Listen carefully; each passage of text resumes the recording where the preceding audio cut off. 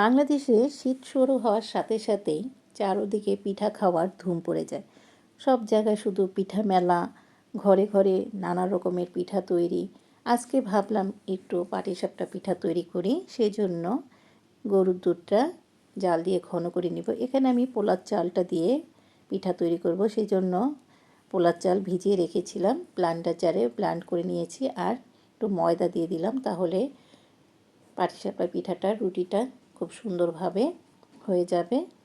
সেজন্য আর পরিমাণ মতো চিনি দিয়ে দিলাম, দিয়ে ভালোভাবে ব্লেন্ড করে নিব, খিসা তৈরি করে নিব। দুধটা যেটা জাল দিয়েছিলাম সেই দুধটা ঘন হয়ে গেছে, এখন পরিমাণ মতো চিনি আর গুঁড়া দুধটা আমি বেশি করে নিয়েছি, তাহলে খিসাটা খেতে ভালো লাগবে। গুঁড়া দুধটা পানি দিয়ে গুলিয়ে নিয়েছি, এখন একসাথে দিয়ে অনবরত নাড়তে থাকবো, তাহলে অনেকটা ঘন হয়ে যাবে। এখানে আমি ঘন করার জন্য যেই চালের লিকুইডটা তৈরি করেছি সেখান থেকে একটু সামান্য দিয়ে দিব, তাহলে ভালোভাবে ঘন হয়ে যাবে, খিসাটা খেতেও ভালো লাগবে।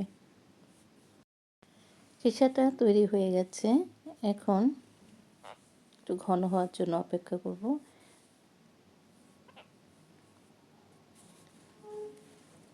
একটা ফ্রাই প্যানে তেল দিয়ে আমি একটু গরম করে নিলাম, এখন লিকুইড খামিরটা দিয়ে একটা রুটির মতো করে নিব।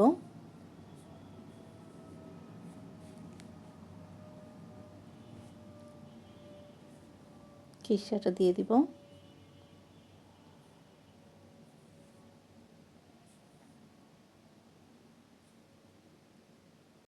খিসাটা দেওয়ার পরে আমি আস্তে আস্তে করে পেঁচিয়ে নিব।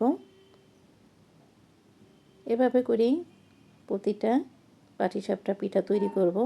পাটিসাপটার মালাই পাটিসাপটা তৈরি করব। দুধ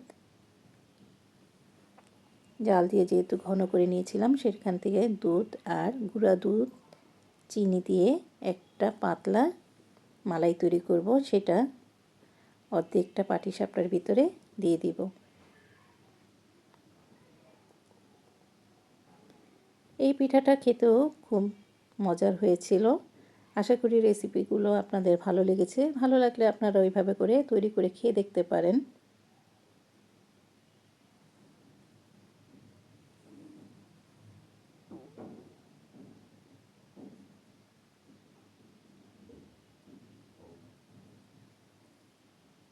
তৈরি হয়ে গেল পাটিসাপটার দুই ধরনের